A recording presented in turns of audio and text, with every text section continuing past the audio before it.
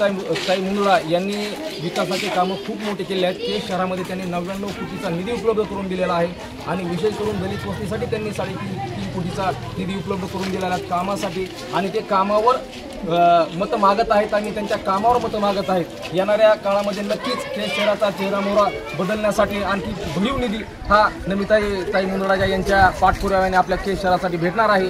जसं की समजा क्रीडा संकुलनचा त्यांना समजा प्रश्न मार्गी लावलेला आहे, जे की समजा आपल्या केज शहरामधील जे प्रमुख रस्ते आहेत त्यांचा त्यांनी प्रश्न मार्गी लावलेला आहे। या सगळ्यांसाठी त्यांनी 100 कोटीच्या जवळपास या केज शहरावर रस्त्यासाठी निधी खर्च केलेला आहे। ना कुठल्या जातीचा विषय ना कुठल्या पातीचा विषय आहे। काही दलालू लोक आहेत की त्यांनी त्यांचं असं हे केलं किंवा ते येत नाही जात नाहीत, पण त्यांना त्या 76 कोटी 99 कोटीची टक्केवारी देऊन ते शांत बसले। त्यांना आज म्हणतात किंवा त्यांचं संविधान खतरेमध्ये आहे, तो लोकसभेचा ह्याच लोकांनी बीजेपीचा प्रचार केला त्यावेळेस संविधान खतरेमध्ये नव्हतं का? मग आत्ताच कसं काय आलं? हे बी एक संशोधनाचा विषय आहे। फक्त ते त्यांच्या टक्केवारीसाठी काम करतायत।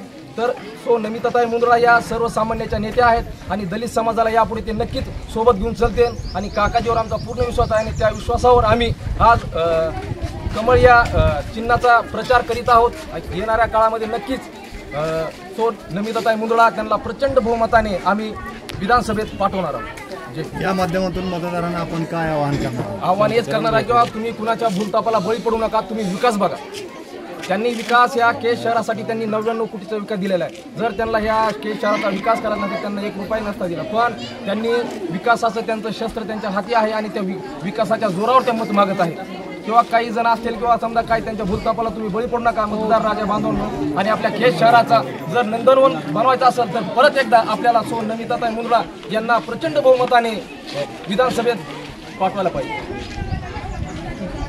प्रभाग क्रमांक 7, 8, 9 मधून आपण ज्यावेळेस मतदारांना प्रत्यक्षामध्ये भेटताय त्यावेळेस मतदाराकडून आपल्याला काय सूचना मिळतात? एकदम उत्कृष्ट हे आहेत। त्यांचे समजा काही असतील कामं तर त्यांना आम्ही आश्वासन केलेलं आहे किंवा इथं आमचे ह्याच्यामध्ये एक 35 वर्षापासून एक प्रश्न होता, तो काल काकाजीनं आणि त्यांनी मार्गी लावलेला आहे। त्यांच्या मंदिराचा प्रश्न आहे तो त्यांनी मार्गी लावलेला आहे। काही सुधाऱ्यांनी त्याचं फक्त भांडवल केलं, पण त्या फक्त विकासाच्या जोरावर मतं मागत आहेत। त्यांनी तो मंदिराचा प्रश्न त्यांनी काल फुलेनगरमध्ये मार्गी लावलेला आहे। हम तुम्हारे साथ